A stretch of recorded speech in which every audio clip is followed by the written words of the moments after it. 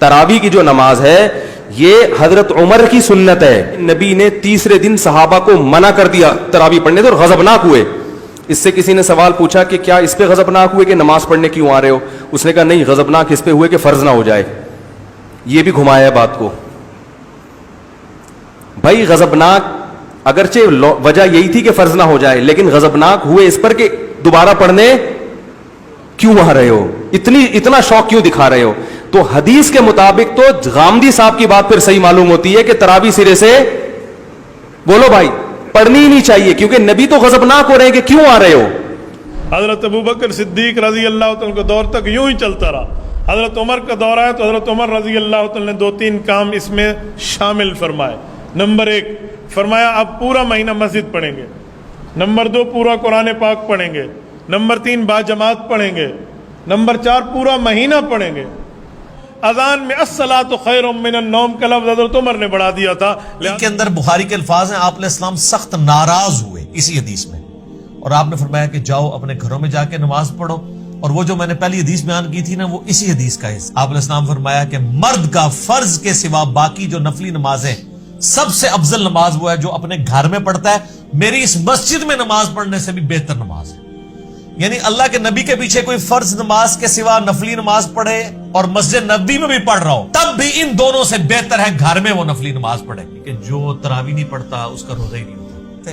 حتیٰ کہ آپ دنیا سے تشریف لے گئے. پھر سیدنا ابوبکر کا دور آیا اور یہ معاملہ اسی طریقے سے ان اٹینڈڈ چلتا رہا.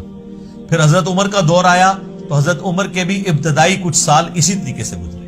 یہ مسلم شریف کی حدیث ہے. انہوں نے کہا اس سے بہتر وہ نماز ہے جو رات کے آخری پہر میں اٹھ کے ادا کی جاتی ہے. بس یہ کہ وہاں سے چلے گئے. یعنی مراد یہ کہ وہ حضرت عمر والی نماز پڑھتے تھے اور یہ جسٹ فیسیلیٹیٹ کیا.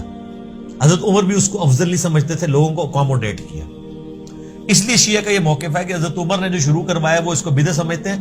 وہ بھی ایکسٹریم پہ گئے. حضرت عمر نے کبھی بھی اس کو ایز اے فرض کے طور پہ جاری نہیں کیا، جسٹ ایک مستحب کے طور پہ کیا. اور خود بھی وہ آپ دیکھ لیں انہوں نے تو نہیں پڑھی وہاں پہ نماز. جب آپ یہ کہتے ہیں خود تو کوئی نہیں پڑھی ہے، کہتے ہیں دیکھو جی یہ حضرت عمر کو کہتے ہیں نعوذ باللہ، وہ کہتے کچھ تھے کرتے سر جو انہوں نے کہا انہوں نے وہی کیا ہے. انہوں نے کہا اس سے بہتر نماز جو ہے رات کے آخری پہر میں پڑھی جاتی ہے، کیونکہ بخاری مسلم میں کہ یہ حدیث ہے نبی علیہ السلام نے آخری پہر میں اٹھ کے یہ نفلی نمازیں ادا کی ہیں. تو حضرت عمر تو نبی علیہ السلام کے طریقے کے اوپر چل رہے تھے. کہ شیعہ تراویح کیوں نہیں پڑھتے؟ اس سوال کا جواب جاننے کے لیے سب سے پہلے ہمیں یہ دیکھنا ہوگا کہ اس سلسلے میں پیغمبر اکرم صلی اللہ علیہ وآلہ وسلم اور اہل بیت علیہ السلام کا کیا موقف ہے، کیونکہ ہم فقط پیغمبر اکرم اور اہل بیت رسول علیہ السلام کے اتباع کے پابند ہیں. تراویح کہتے کسے ہیں؟ آج کی عام اصطلاح میں ماہ رمضان المبارک کی راتوں میں نوافل کو جماعت سے ادا کرنا تراویح کہلاتا ہے. شیعہ تراویح اس لیے نہیں پڑھتے کیونکہ زمانے رسول میں ایسی کسی نماز کا کوئی تصور موجود نہیں ہے. رسول اللہ نے اپنی حیات طیبہ میں کبھی نوافل کو جماعت سے ادا نہیں کیا، اور یہ شیعہ سنی کتابوں میں موجود ہے. مولا علی علیہ السلام نے اپنی ظاہری خلافت میں خطبہ دیتے ہوئے ارشاد فرمایا، الکافی کی 8ویں جلد میں یہ خطبہ موجود ہے. امام ارشاد فرماتے ہیں کہ واللہ لقد امرت الناس ان لا یجتمعوا فی شہر رمضان الا فی فریضۃ وَعَالَمْتُمُوهُمْ أَنَّ اجْتِمَاعَهُمْ فِي النَّوَافِلِ بِدْعَةٌ. مولا علی نے فرمایا کہ یاد رکھو کہ نماز واجب کے علاوہ کسی مستحب نماز کو جماعت سے ادا نہیں کیا جائے گا، اور نوافل کو جماعت سے ادا کرنا بدعت ہے.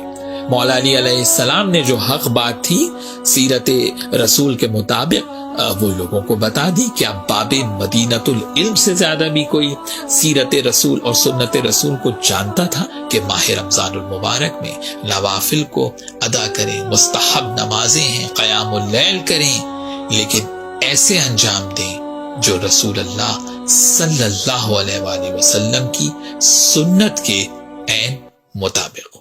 الگ نماز نہیں. ٹھیک، میں نے جو بات کہی تھی وہ یہ کہی تھی کہ تراویح کوئی الگ نماز نہیں ہے، یہ تہجد کی نماز ہے.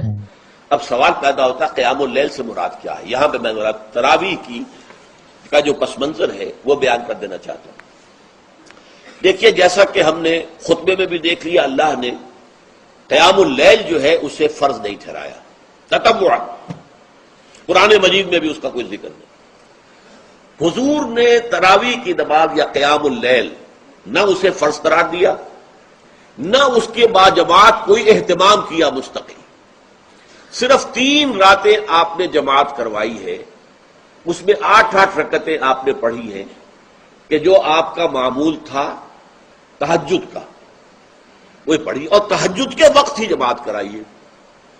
یہ ہے وہ حدیث. اس کے علاوہ کسی نماز تراویح جو ہے جو ہم پڑھتے ہیں 20 رکعتیں عشاء کے ساتھ متصل، اس کا کوئی ذکر نہ دور نبوی میں ہے نہ دور صدیق اکبر میں ہے.